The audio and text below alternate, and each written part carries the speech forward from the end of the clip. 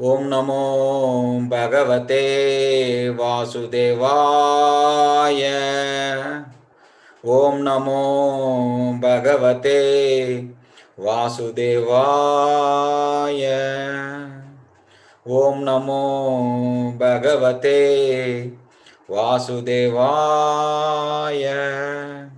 Om Ajnanatimirandasya Jnananjana Shalakaya Chakshur Unmilitam Yena Tasmai Shri Guruve Namaha.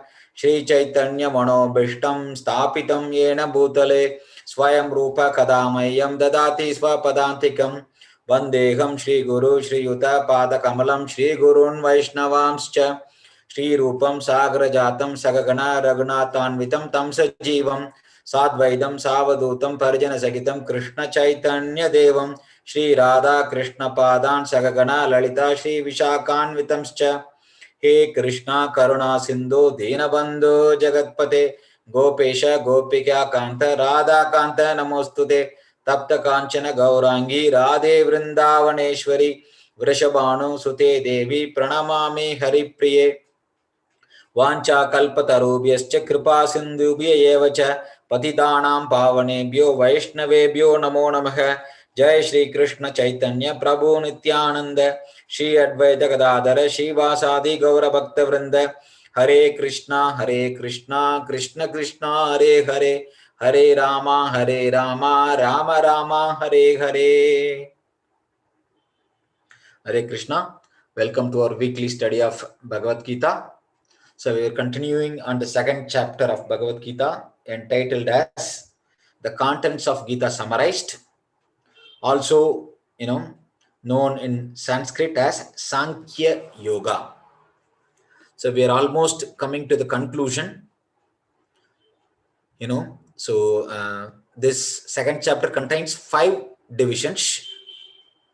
The last division is basically the symptoms of a sthita prajna, a person who is actually situated in transcendental consciousness. Arjuna asked this question after Krishna explained in the end of the previous section that how one should be actually situated in this transcendental consciousness. And Arjuna asked this question, what are the general symptoms of a person who is actually situated in transcendental consciousness? How does he sit? How does he walk? And then how does he speak? So that's what we have been seeing. So Krishna have been giving these general symptoms, and then he have been giving specific answers to these questions. So last week we covered up to verse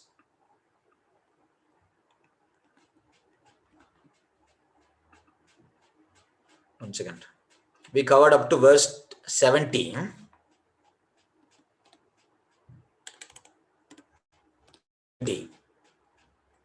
A person who is not disturbed by incessant flow of desires that enter like rivers into the ocean, which is ever being filled, but it is always still, can alone achieve peace, and not the man who strive to satisfy such desires.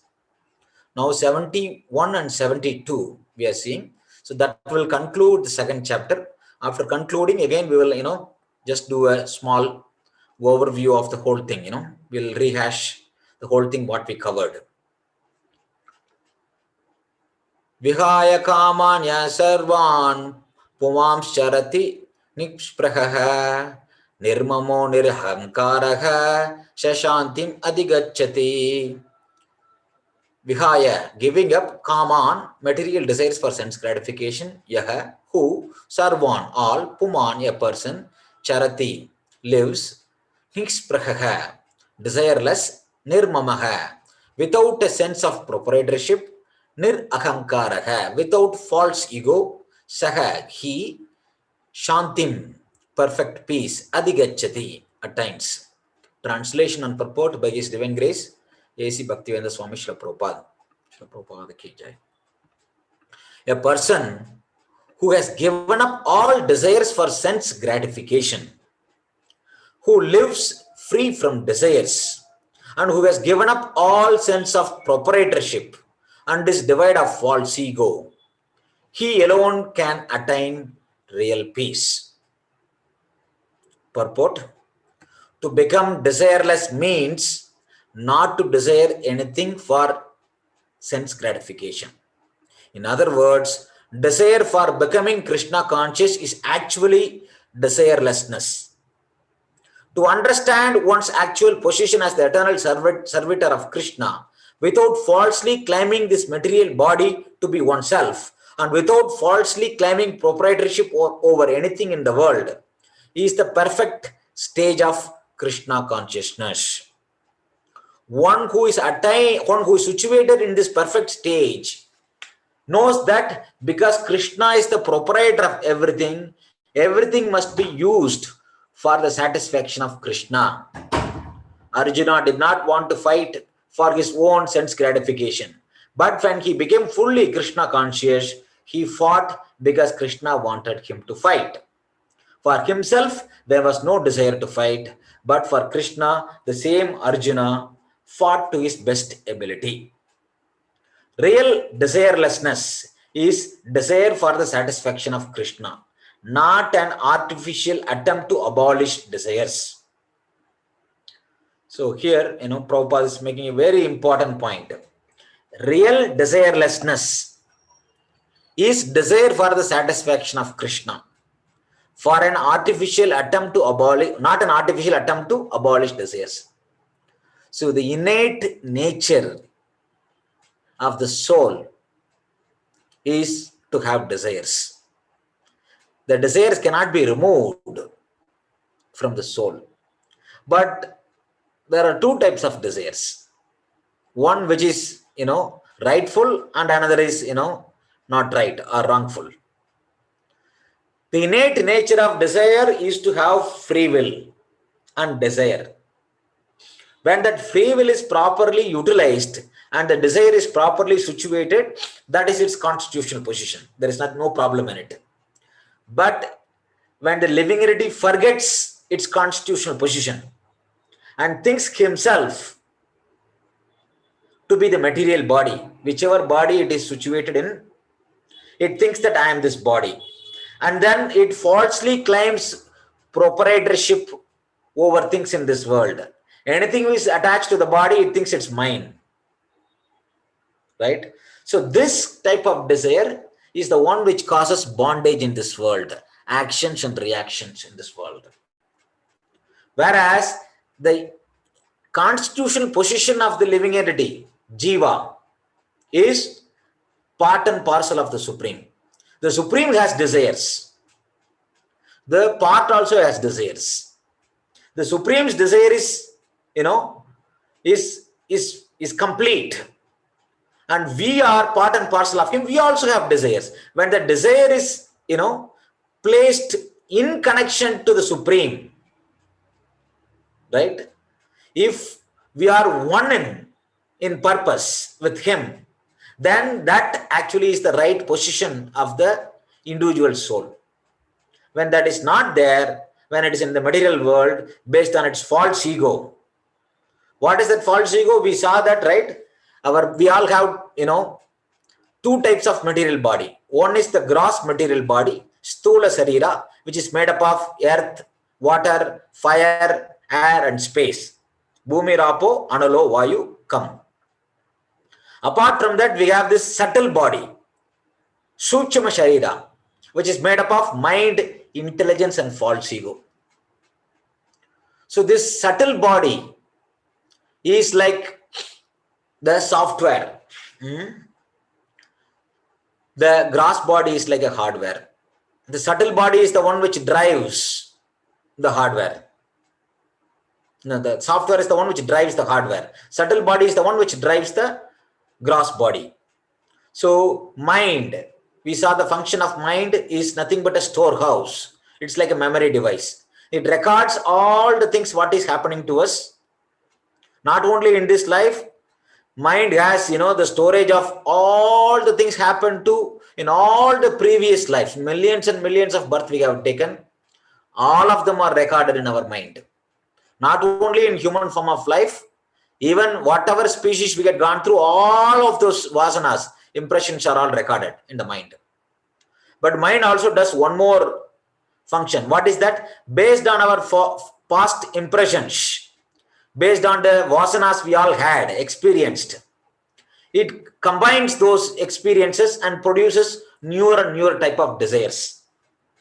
So mind is also the storehouse of all the desires. And then the intelligence, the faculty of intelligence, the purpose is to discriminate. So there are two types of intelligence we saw: material intelligence and spiritual intelligence. Material intelligence is somehow or the other, I want to facilitate gratification of my senses without harming myself. So that's what purpose of material intelligence is. But spiritual intelligence is when it's based on Shastra, it understands its real self. Its discriminating faculty understands the difference between matter and spirit. It understands that I am part and parcel of the Supreme. The purpose of the part is to serve the whole. So when a living entity is, materially situated, generally it is driven by its false ego. It still uses the intelligence, but that intelligence is to further its sense gratification. That is material intelligence. So above this, material intelligence is the false ego. What is that false ego? The purpose of the false ego is the one which makes to the soul to think. Whichever body I am situated in, it makes me to think that I am that body. Today I am situated in a man's body. My false ego makes me to think that I am a man. Tomorrow, if I am situated in a woman's body, it will make me to think like I am a woman. If I am situated in a dog's body, it will make me to think I am a dog. So this is the only purpose of false ego. False ego means ahankar. Ahankar is the one which makes the soul to forget its real identity and then makes you to think. Whichever body I am situated, it makes me to think that I am that body. So this false ego is the one which makes the soul to continue in this material world. Because when we are in spiritual world, when we are all in cooperation with the Supreme Lord, when we are all continuing to love and serve Him with devotion in the spirit of cooperation in the spiritual world, when we misused that free will, right? Because love means there has to be free will. When that free will is wrongly exercised by the living entity, it came into this material world. What is that desire? I want to enjoy independent of Krishna, independent of the Supreme Lord. It is not possible for the spirit to be independent of the Supreme Lord and enjoy. Because we wanted, Lord facilitated with the help of His energy, false ego. It made us to cover the soul. And then because of that covering, the soul forgets its real identity and thinks that wherever body, whichever body I am situated, I am that body. So that creates this bodily consciousness. So that is the purpose of the false ego. Here Krishna is telling, devoid of false ego. Now when he say false ego, is there a true ego? Absolutely. The right ego or the proper ego is the feeling of I am. Everybody has the feeling. Every individual soul has this feeling I am. The thinking of I am. Right? That comes from the real ego, the individualness. That what is the right ego? I am eternal servitor of the Supreme Lord. That is the right ego. That I am consciousness cannot be removed from the individual soul. But the false ego makes me to think that I am this body. I am a man, woman, I am a dog, I am a cat, whatever it is. That is false ego. The I am cannot be removed. I am a dog, I am a man, I am a woman, I am a, whatever it is. Identification, upadhi. That is false ego. The individual feeling of I am cannot be removed. When that is understood that I am part and parcel of the Supreme. Mamai vamso jiva loke jiva bhuta sanatanaha. Krishna tells explains in the 15th chapter, we are all eternal part and parcel of Him. So that is our real constitutional position. That is the real ego. So here Krishna is telling one who is devoid of false ego, one who had given up the false sense of proprietorship which arises out of false ego, and then one goes free from desires. The soul cannot be free from desire. This free from material desires for sense gratification. That's what it means. A person who has given up all desires for sense gratification, one who lives free of such desires, who has given up all sense of proprietorship and is devoid of false ego, he alone can attain real peace. And we saw that earlier verse, without peace, there is no question of happiness. The nature of the living entity is, as Vedanta Sutra says, Ananda Mayo Abhyasat, right? We are actually pleasure seeking. We are constantly seeking pleasure because that is the nature, innate nature of the soul. Ananda Mayo Abhyasat, right? We are always seeking pleasure.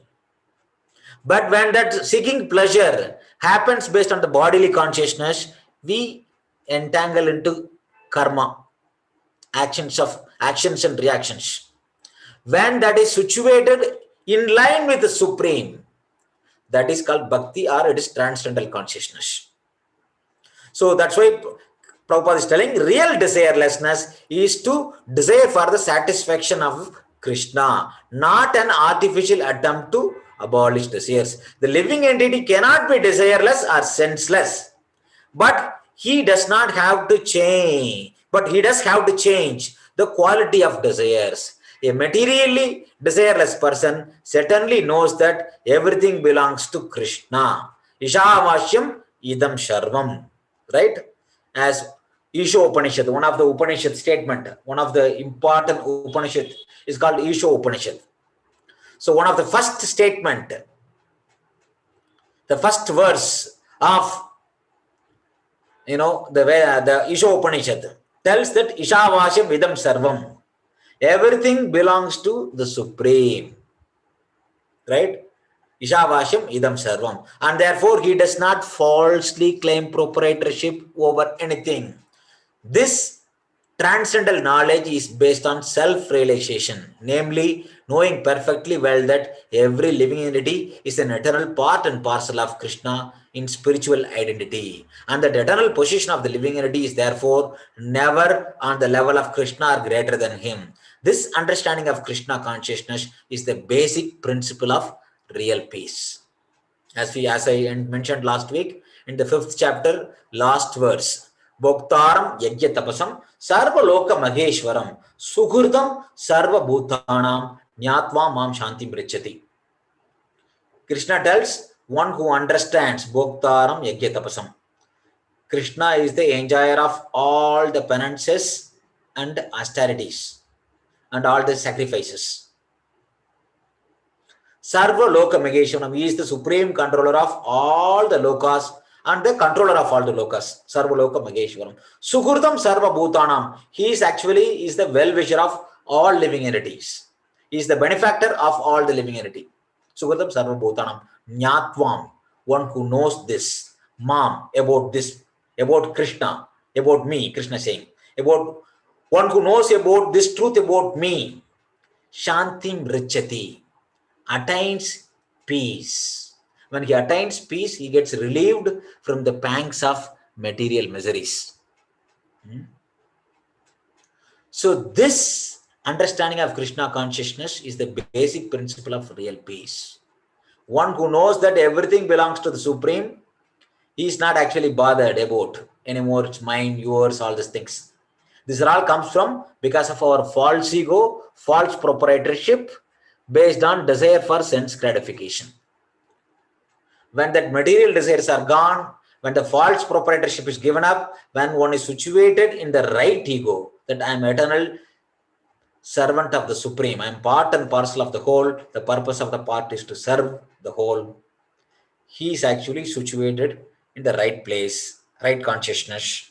In that right consciousness, he can be peaceful. He doesn't get distracted of so-called the duality of this world. Next verse. This is the last verse of this chapter. Krishna concludes, Esha Brahmi Sthita Partha Nainam Prapya Vimuhyati Stitvasyam Antakalepi Brahma Nirvanam Richati.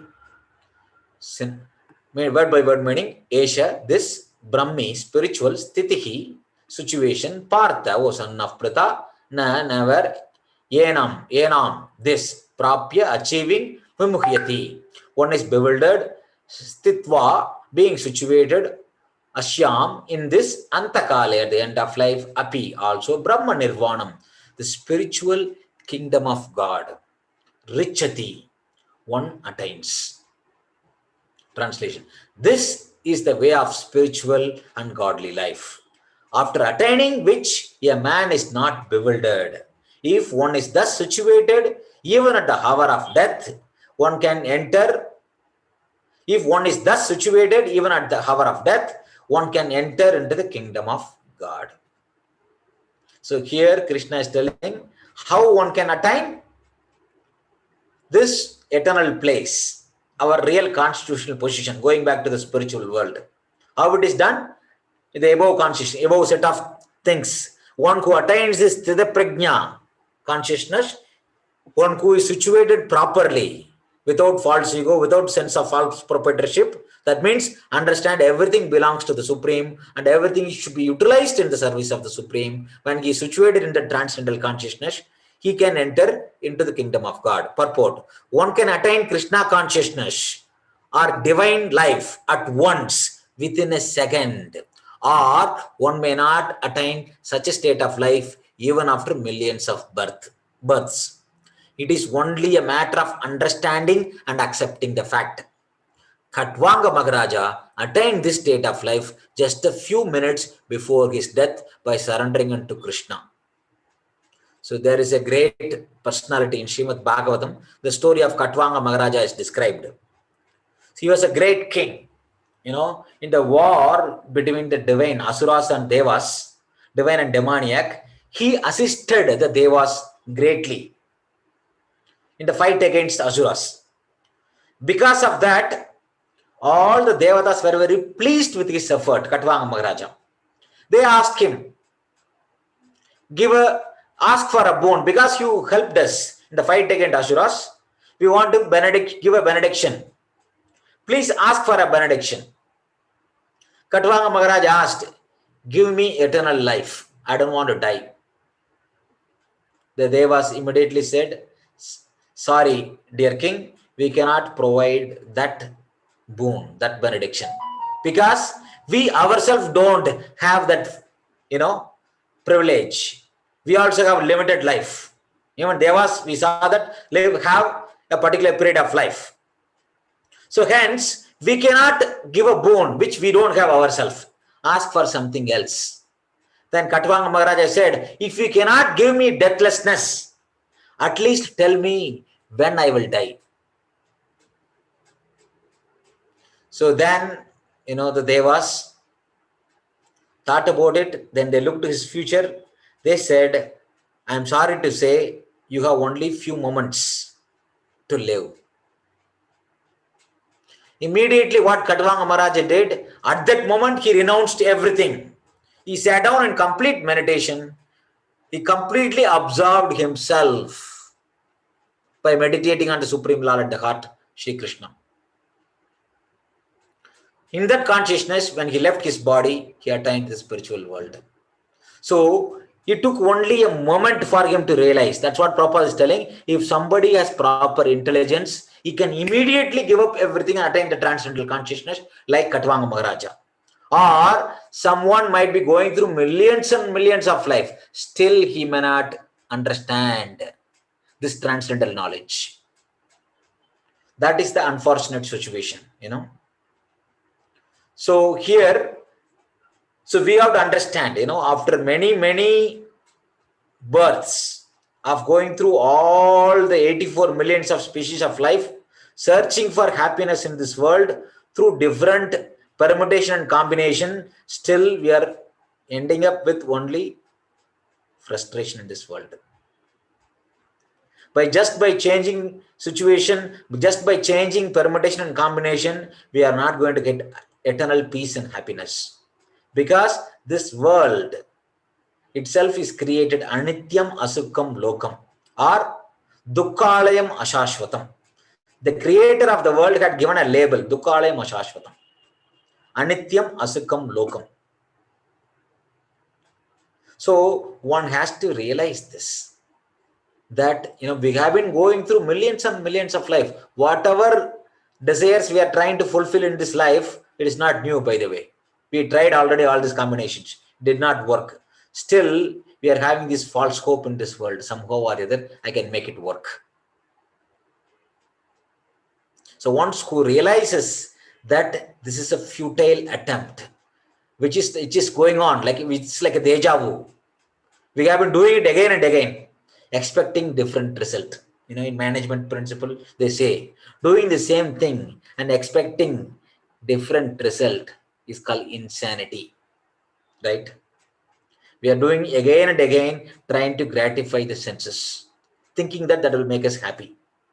But trying to gratify the senses is like adding fuel to the fire. If there is a fire going on, if we keep on adding, fuel to it, the fire is not going to decrease, it's going to increase only. When we try to gratify the senses, what happens? Our senses are never satisfied. Because of the dissatisfaction, we are encouraged to try again, right? It is like the itching. When there is a itch, we have this feeling we have the desire to scratch it. But if you scratch, that will never satisfy. You will further make us to scratch, Like that, the material desire is like a itch. We have to tolerate and understand that this is not my real position. Prabhupada further says, Nirvana means ending the process of materialistic life. According to Buddhist philosophy, there is only void after completion of this material life. But Bhagavad-gita teaches differently. Actual life begins after completion of material life. For the gross materialist, it is sufficient to know that one has to end this materialistic way of life. But for persons who are spiritually advanced, there is another life after this materialistic life. Before ending this life, if one fortunately becomes Krishna conscious, he at once attains the stage of Brahma Nirvana. There is no difference between kingdom of God and the devotional service of the Lord, since both of them are on the absolute plane to be engaged in transcendental loving service of the Lord. He is to have attained the spiritual kingdom. In the material world, there are activities of sense gratification, whereas in the spiritual world, there are activities of Krishna consciousness. Attainment of Krishna consciousness, even during this life, is immediate attainment of Brahman. One who is situated in Krishna conscious has certainly already entered into the kingdom of God, right? So that is called Jivan Mukta. Jivan Mukta means even though he is situated in the material body, he is already liberated. How? Because he is completely absorbed in the service of Krishna. Even though he has material body, he is not disturbed by those things. Because he has mastery over his senses. He is completely engages his senses in the service of Krishna. When he comes to that level, he is already attained mukti, liberation, attained Brahman, right? It is possible to attain even in this life. It is not that only after death one attains. That's called Jivan Mukta. It is mentioned in the scriptures. Brahman is just the opposite of matter. Therefore, Brahmistiti means not on the platform of material activities. Devotional service of the Lord is accepted in Bhagavad-gita as the liberated sage. Sagunan samati yaitan brahma bhuyaya kalpate. In the 18th chapter, when Krishna again summarizes Bhagavad-gita, Krishna explains, Brahma bhuta prasannatma nachochati nakamchati sama sarveshu bhuteshu, right? Mad bhaktim labate param. When somebody is situated in the Brahman consciousness, Brahma bhuta prasannatma, actually he completely, his atma is lightened up with knowledge, happiness. Brahma bhuta prasannatma. Nachochati nakamchati. In that state, there is no lamentation or no hankering. There is nothing, no lamentation about the past. There is no hankering about the future. Nachochati nakamchati. Sama Sarveshu Bhuteshu. He sees everything on this Brahman platform. He sees everybody as part and parcel of the Supreme. He sees that with an equal vision. Sama Sarveshu Bhuteshu. In that state, he attains pure love for me. Mad Bhaktim Labate Param. Similarly, Sagunan Samati Aitan Brahma Bhoyaya Kalpate. Right? By attaining this Ananya Bhakti, one can come to this stage of, right, Brahma Bhoyaya Kalpate. Sagunan Samati Aitan. He is actually in equal plat. He sees everything with an equal vision. Therefore, Brahmistiti is liberation from material bondage. Srila Bhaktivinoda Thakura has summarized this second chapter of Bhagavad-gita as being the contents for the whole text. In the Bhagavad-gita, the subject matters are Karma Yoga, Jnana Yoga and Bhakti Yoga. In the second chapter, Karma Yoga and Jnana Yoga have been clearly discussed, and a glimpse of Bhakti Yoga has also been given as the contents for the complete text. Thus end the purport, Bhaktivedanta purports to the second chapter of Srimad Bhagavad Gita in the matter of its contents. So here Prabhupada is clearly telling, based on the previous Acharya's explanation. So Bhaktivinoda Thakur is the guru of Srila Prabhupada's guru. Srila Prabhupada's guru is Bhakti Siddhanta Saraswati Thakur. And his guru is Gaur Kishore Das Babaji. And his guru is Srila Bhaktivinoda Thakur. Bhaktivinoda Thakur had written a commentary on Bhagavad Gita in Bengali. In that, actually, he had explained that this second chapter of Bhagavad Gita is nothing but the content of the entire Bhagavad Gita in the summary form. So, based on that only, Prabhupada also gives the translation for this chapter, title for the second chapter as Contents of Gita Summarized. So, the second chapter touches all the aspects, starting from we are not this body. We are all eternal spirit souls. And the body is a temporary phenomena. When this body, temporary body, and the eternal soul is when it put in this incompatible situation, there arises the duality of this world. Right? If one can tolerate the duality of this world, he is on the path of self-realization. He is qualified for liberation. Like that, Krishna gradually, starting from the ABC. What is the ABC of spiritual life? I am not this body. I am eternal spirit soul. Starting from that position, Krishna gradually elevates, going through the Karma Yoga, Sakama Karma Yoga, Nishkama Karma Yoga, Buddhi Yoga, right? And then finally he says that situating in this transcendental consciousness, right? Seeing that Supreme is the proprietor, controller and enjoyer of everything. Everything belongs to him. When everything is utilized in the service of the Supreme, I can be actually anxiety free. I am eternal part and parcel of the Supreme, and purpose of the part is to serve the whole. When somebody comes to this level, understanding that I am eternal part and parcel of the Supreme, I am actually my purpose is to serve the whole. That is the XYZ conclusion of all the spiritual knowledge. In this second chapter, from knowledge of the self, that I am not this body, I am eternal spirit soul, to conclusion, the purpose of the whole part is to serve the whole. The entire thing is explained in this Bhagavad Gita. As Prabhupada said, Bhagavad Gita has these three main topics. The first 6 chapters are generally classified as Karma Yoga. The middle 6 chapters are classified as Bhakti Yoga. The last 6 chapters are classified as Jnana Yoga section of Bhagavad Gita. Even though in the first section, part 1, Karma Yoga section, chapter 1 to 6, even though all the other yogas are also described, predominantly it is Karma Yoga. Why? Karma means activity. What are the activities the living entity it should do to come to the level of Brahman? What are the activities it should do to purify its body, mind and intelligence so that it can realize that I am eternal spirit soul? The activities the living entity should perform, they are all called Karma Yoga. These are all endeavors the living entity should do, right? Sakama Karma Yoga, Nishkama Karma Yoga, Jnana Yoga, Ashtanga Yoga, they all come in the first 6 chapters. These are all the endeavors the living entity should do to purify its body, mind and intelligence, and realizes that I am eternal spirit soul. That is the first section, chapter 1 to 6, Karma Yoga section. The second section, after coming to realization that I am eternal spirit soul, and the purpose of the part is to serve the whole. For that, I need to have knowledge of the whole. If I want to serve somebody, I need to have knowledge about that person. I need to have information about that person. Then only I can serve that person properly. Right? So that is why the middle chapter is Bhakti Yoga. In that middle chapter, chapter 7 to chapter 12, Krishna predominantly gives knowledge about himself and then how to engage in service to him. How to engage, perform this bhakti.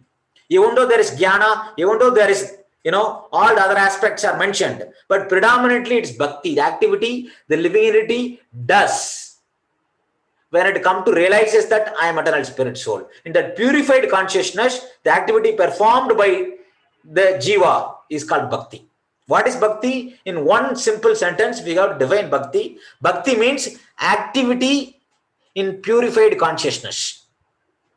When the living entity is completely purified from material consciousness, it is situated in transcendental consciousness. Whatever the activity it does in the transcendental consciousness, that is called bhakti. What is that? Love for the Lord, love for the Supreme, which includes love for all the jivas. So that is called bhakti. Activity in purified state of consciousness is called bhakti. When we attain the spiritual world, when there is no more tinge of material desires, the activity we perform, it is called bhakti. So that is the second 6 chapters, chapter 7 to chapter 12 of Bhagavad-gita. In the last section, technically by 12th chapter, Bhagavad-gita should be over. Right? Krishna explains the 12th chapter is called Bhakti Yoga. He clearly concludes there. Technically, Bhagavad-gita should be over by 12th chapter. But again, 13th chapter to 18th chapter, again it is there. Why? Even after knowing that I am not this body, I am spirit soul, but still I have to engage in the activity in this world. For that, I need to know how the material energy is working, so that I don't get entangled in the material energy further. I should know what is favorable to bhakti, what is unfavorable to bhakti. For that, I need to know the inner workings of the material energy. So predominantly the knowledge of the material nature, how it is working, the 3 modes, all of them are described from chapter 13 to chapter 17. And then in the chapter 18, again, Krishna concludes the entire Bhagavad-gita again.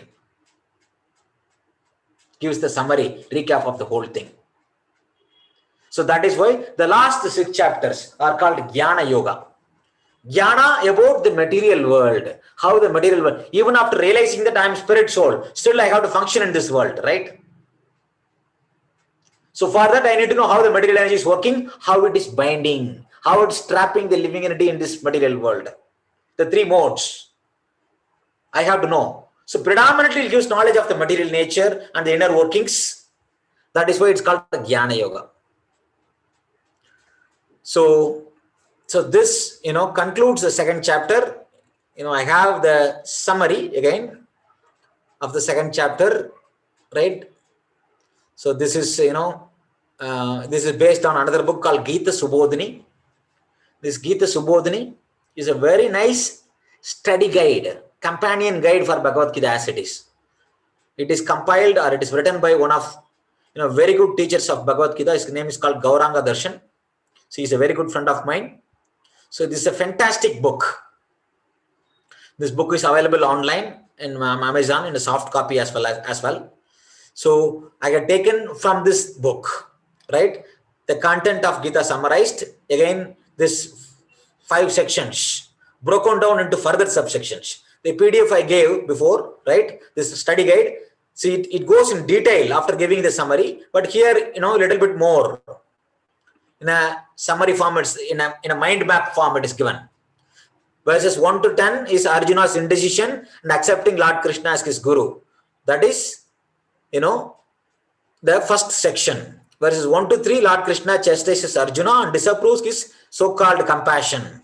Verses 4 to 6, Arjuna's further doubt and confusion. Verses 7 to 10, Arjuna surrenders to Krishna and Krishna begins to speak. So this is the first section of the second chapter. Verses 11 to 30, Jnana or Sankhya, Atma Jnana, knowledge of the self, analysis of the body and soul, matter and spirit. Verses 11 to 13, Krishna gives, don't lament unnecessarily. All individuals exist eternally and changing bodies is natural. And then 14 and 15, Krishna talks about tolerating the dualities. Equanimity is eligibility for liberation. As I said, this 14th verse, Matash Parshast Kaunteya, Siroshna Shagudakoda, Agama Paino Anityas, Tamsa Tidikshava Bharata. Non-permanent appearance of happiness and suffering in this world are like summer and winter season. They arise due to our sense perception. One has to learn to tolerate.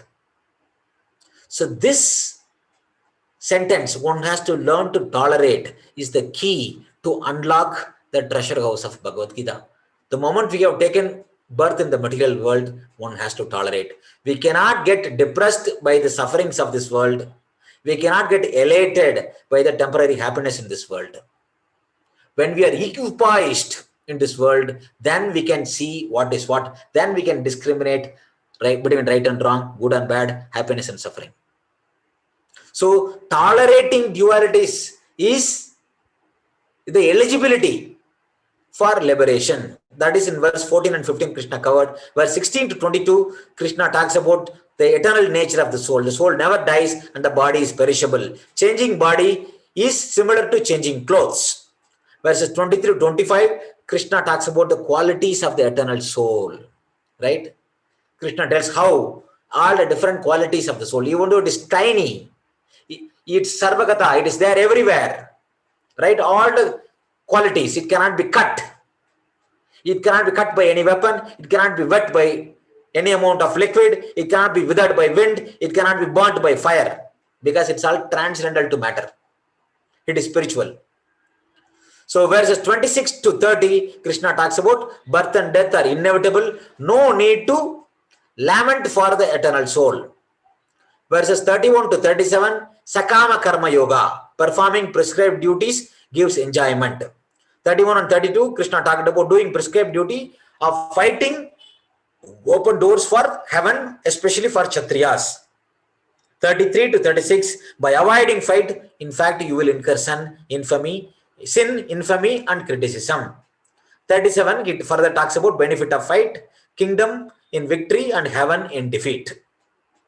Verses 38 to 53, Nishkama Karma Yoga or Buddhi Yoga, detached work without reactions. 38 is dutifully fight with equanimity. In that you will not occur sin. 39 and 40, Buddhi Yoga. In this path of Buddhi Yoga, there is no loss. Even a little bit of advancement in this path saves one from the greatest danger. Verses 41 to 46, Krishna covered Vyavashatmika intelligence and Vedic Karma Kanda. Vyavashaya Atmika intelligence means intelligence which are many branched. Karma Kanda, Vedic rituals given for fulfilling various desires. Because of that, our intelligence becomes many branched. Vyavashaya Atmika means material consciousness. Many branched. For him, the resolution does not take place to focus on the goal of life. Ekega Kuru Nandana, one who does not get distracted with the distractions of the Karma Kanda sections of the Vedas. Ekega Kuru Nandana, for him, resolute purpose in the devotion to the Supreme Lord arises. And then verses 47 to 49, Krishna talked about how to practice Nishkama Karma Yoga. And then verses 50 to 53, the benefits of acting in Buddhi Yoga, he talked about. Then Arjuna asked the question, right, the symptoms of the Sthita Prajna, and Krishna answers from the verses 54 to 72. Sthita Prajna, the qualities of a liberated soul, Jivan Mukta. 54, Arjuna questions about a Sthita Prajna. And Krishna gives symptoms of Sthita Prajna in 51. And then that is the answer number 1. For answer number 1 for question number 1. What are the general symptoms of a Sthita Prajna? How does he talk? That is answer number 2 to question number 2. Sthitaprajna's response to dualities, the speech. And then how does he sit? That is answer number 3 to question number 3. How does he sit? 58 to 63. Sthitaprajna's sense control. He withdraws senses like a tortoise. Sense control is difficult even for the wise, and it is possible only by Krishna Bhakti. One falls down in 8 stages due to uncontrolled mind. When we contemplate on the sense objects, from the contemplation arises the lust. From the lust comes anger. From anger comes loss of memory, bewilderment, and from a bewilderment comes loss of memory. From loss of memory, we engage in all kind of abominable activities. The process of falling down, the 8 stages are described. We saw that between verses 58 to 63. One falls down 8 stages due to uncontrolled mind. These are all because mind is focusing on the sense objects. Verses 64 to 71, Krishna gives sense engagement. How does he walk? Answer number 4 to the question number 4. By attaining the Lord's mercy, one's intelligence is established and one attains peace. Agitated senses carry away intelligence, and Sthitaprajna is unagitated. Qualities and destination of Sthitaprajna is mentioned. What is the ultimate destination of Sthitaprajna? At the end of life, in the transcendental consciousness, he achieves Brahma Nirvana, or enters into the kingdom of God. Beyond this material creation is this Brahma Jyoti. Beyond that Brahma Jyoti is innumerable Vaikuntha planets. And the innumerable Vaikuntha planets, the Lord is there in different 400 Narayana forms. And then beyond that Vaikuntha planets is Goloka planet. So according to one's desire, one will attain a particular transcendental Vaikuntha planet or a Goloka planet when he attains liberation, to enter into service of the Supreme Lord in his constitutional position.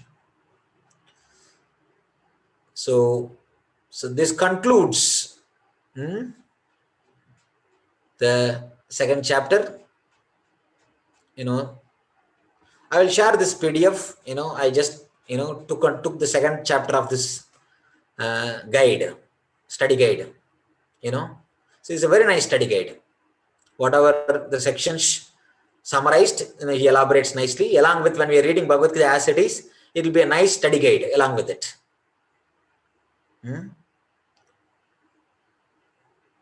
So we will stop here at this time. Any comments, any questions? I would say it's a beautiful session, Madhavanji. It was very nice. Everything in nutshell. Yeah. Very nice. This is very important, Dhanyavada. We covered, nicely the overview, because Arjuna is already very advanced. He was able to understand whatever Krishna is telling.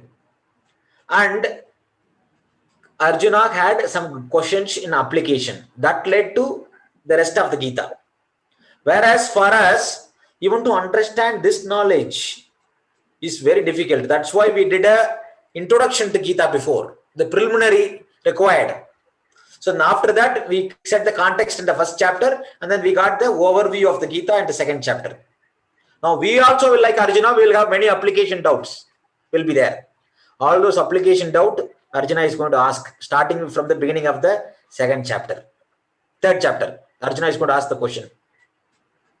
So that will lead to further, questions and answers in terms of application of this knowledge, what is taught in second chapter.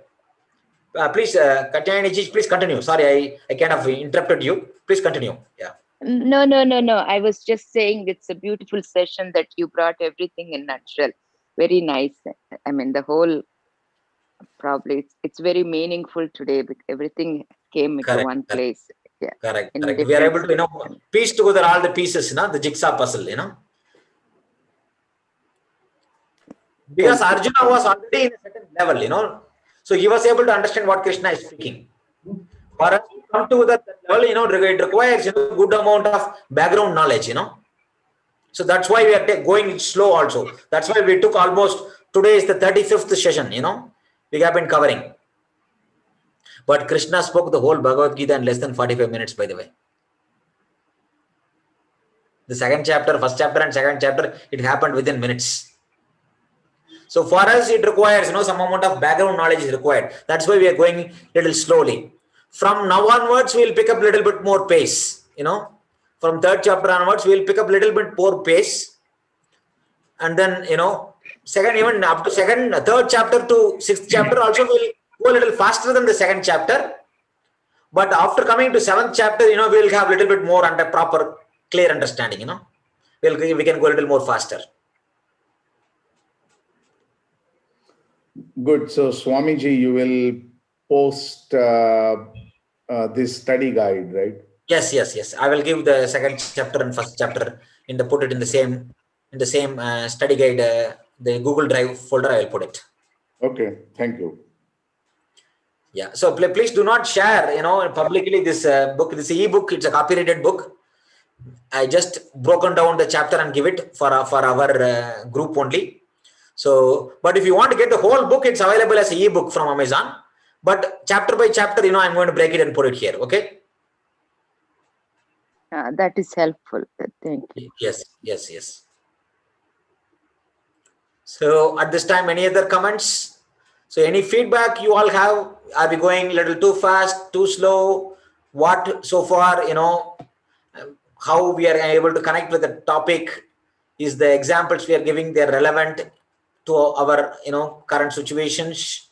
How we can improve? If you have any feedback, you can either open up now or you can personally send me a message, because I always, take this feedback. Even though I have been teaching this course for more than almost 10 years, I still take feedback because every batch of students is little different. We all come from little different background.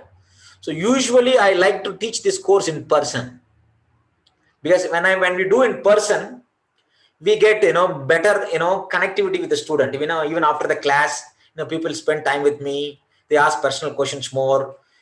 I can see the body language of persons, whether they're understanding I'm going too slow, too fast, all those things. I always like in-person classes. But Krishna has a different plan. Because of Corona, because of COVID situation, we started this online classes. There are benefits of online classes, because we are all from different parts of the world. Some of them are attending from India, some of them from US, right? All these things are happening, and it is getting recorded in the YouTube. All our sessions are recorded except one session. I missed it recording. All of them are recorded. Everything is available in YouTube. So that is the advantage. But as I said, the disadvantage is I am not able to personally connect each and every one of you in person.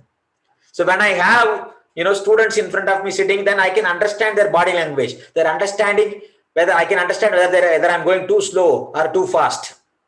So that feedback you can give to me, either in this forum, or you can send it in the group, or even individual message, whichever you are comfortable with. That way, we want to fine tune our interactions. So because we want this course, this is not a theoretical exercise. As I said, Gita, when we study properly, we will get transformation. As Arjuna received transformation, when we apply the process properly, when we understand as Arjuna understood, there will be a natural transformation of the heart. We will have a proper perspective of everything happening in this world. Through the 700 shlokas, our vision will become perfect. We can understand everything happening in this world with a perfect vision. What is that vision? Shastra Shakshu. One who sees the activities in this world through the vision of the scripture is called Shastra Shakshu. Right? When we can see from Krishna's perspective, how Krishna sees this world. When that vision is there, all our colored vision is gone. We see things as they are. When we see as they are, we can actually understand what is favorable, what is not favorable. In that, when we are situated, accepting which are something favorable, rejecting something which are unfavorable, it's the first step in surrendering to the will of the Supreme. There are 6 steps. There are 6 steps in surrendering to the will of the Lord. The first 2 steps are accepting things which are favorable and rejecting things which are unfavorable. So by studying this Gita, like Arjuna starts with his doubts, Krishna speaks Bhagavad-gita from 2nd chapter till 18th chapter. In the end, Krishna asks the question, did all your doubt go away? If not, I am willing to speak the Gita again. Krishna was very patient. Arjuna gives a brilliant answer. He said, all my doubts are cleared. My illusion is gone. I have regained my memory. What is that regaining of memory? Means understanding who we are, who I am. I regained my memory. All my misunderstanding is gone. Illusion is gone. Now I am willing to act as you tell me. Krishna, whatever you're going to ask me, I will do it. Because now I understand clearly who you are, who I am. So we can come to the same realization as Arjuna did when we actually approach the Gita in this systematic way, coming in the parampara.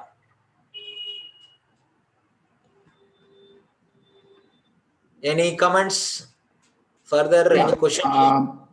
I think when we began, Yes, Ji. at beginning of chapter 2, I too thought the pace was a bit slower, but explanation now makes sense that chapter Yes. 2 is important and it was necessary to. So the purpose we did little slow is to actually give enough time for us to gather, all the details, to piece together. So it makes sense. Thank you. Thank you, Ji. Thank you, Ji. So also what I'm thinking is, because part of the study is to reflect on what we understood. So I'm planning to send, set of questions for the 1st chapter and 2nd chapter. So, it is not, a test like a school. There is no, pass or fail or something like that. This is for our own benefit. What we studied, it helps us to reflect and understand. I will send set of questions on this 1st chapter and 2nd chapter. You can write down the answers, and then send it to me. Do you think that's a good idea? Yes, Prabhuji. Yeah, that is fine. Yeah. So that will be good, that will help us to reflect on what we understood. Also, it will help us to, go through the book, understand, the questions, and then see like, where they are, where things are placed,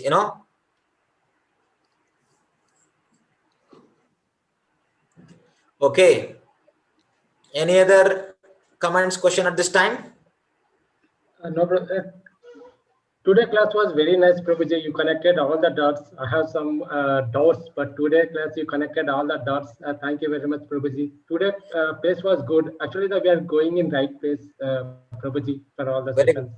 Very good. Now, because I have been teaching this for 10 years, I kind of know what pace to go, but still it is important, because we are all situated in different places. I'm not able to, see you in person, your reactions. So that's why I'm asking this question, because I am more than happy to serve all of you in whatever way you want me to. If you want me to increase the pace, I will increase. If you want me to slow down a little bit, we can slow down. There is no rigid structure. The most important thing is that we want, as a group, we want all of us to understand this knowledge properly. That's the idea. Yes, Prabhuji. Yeah, we are going right pace, Prabhuji. You were also giving some stories of the persons mentioned in the purport, right? That's also interesting to understand what they did in the past. Yeah. Correct. Nice, Prabhuji.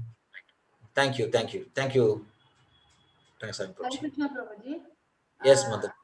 Today's class was wonderful, Prabhuji. Thank you so much. And speed, what you are going, that is good for me, Prabhuji, for myself. Very good. Thank you for the feedback. Thank you for the. Yeah, I am not an employee, and so I can't understand the fast which you go. But if you go fast, I think I can't understand. But No problem. Correct.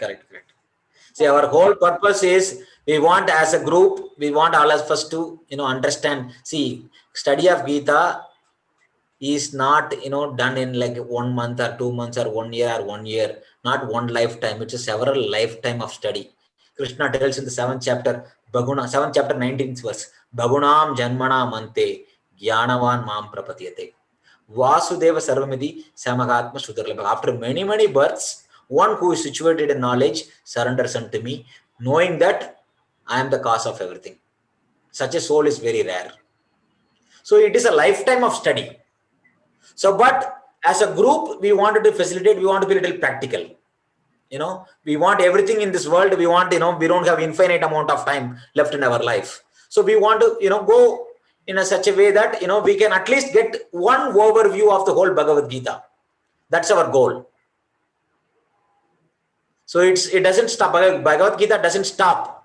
For me, one of the purpose of teaching Bhagavad-gita, I can teach in my entire life Bhagavad-gita, because every time I teach, I learn something new. Krishna gives new realization. This is the way to study Gita. First we learn in the parampara, and then we can learn more by whatever we have understood. When we help others to understand, we will understand more. That's the idea. That's why I started study in 2004. I kind of graduated from the completion systematically by writing the exams and everything, diploma in Gita in 2010. Then from then onwards, I started teaching systematically. So it's a life journey. Thank you so much, Prabhuji. Thank you. Thank you. Thank you very much. Yeah. Hare Krishna. Any other comments, questions? So I know that some of you have been joined. Yes, Mataji. Hare Krishna, Prabhuji. My name Yes, is Mataji. Uma. I am Yes, from Mataji. Bangalore, Prabhuji. Okay. Today's session was very fine, very good, Prabhuji. Okay, I am very satisfied with today's session. Very And good. I want Bhagavad-gita to be explained in a very deep manner, Prabhuji. Yes. That's the idea. That's why we are doing systematic study. So I know that you have joined recently. So we have recording of all the previous sessions in the YouTube. It's available. I would encourage you to just go by when you have time available. Slowly you catch up with all the things, and then so that you will be up to speed. Still, you can continue with the next. We can continue with our third chapter next week onwards. You will be able to follow. But when you catch up with the previous materials, then you will gain more out of this. Yes. Okay, Prabhuji. So up to last week, everything is available except one session of the beginning. Everything is recorded. Everything is in YouTube in a playlist available. Session 1 till session 34. Everything is uploaded. So it's available. Okay, Prabhuji. Thank you, Prabhuji. So that will accelerate or help you more to understand more what we are going to cover for the coming weeks. Yes, Prabhuji. Just I need the Bhagavad-gita to be learned very deeply, Prabhuji. Yes, that is the idea. That is our idea of systematic study. In all the angles. Yes, that is our study of systematic study. Systematic study means we are going verse by verse. Yes, Prabhuji. And then understanding it, from the perspective of, how Arjuna understood. That's our goal. We have to come to the same conclusion as Arjuna. Then only we have understood Bhagavad-gita properly. Yes, Prabhuji. Thank you, Prabhuji. Thank you. Hare Krishna. Okay, any other comments? If not, we will conclude today's session. Again, thank you very much. I will send over the questions for the first chapter and second chapter. So when you have time, please, go to take your time and write that.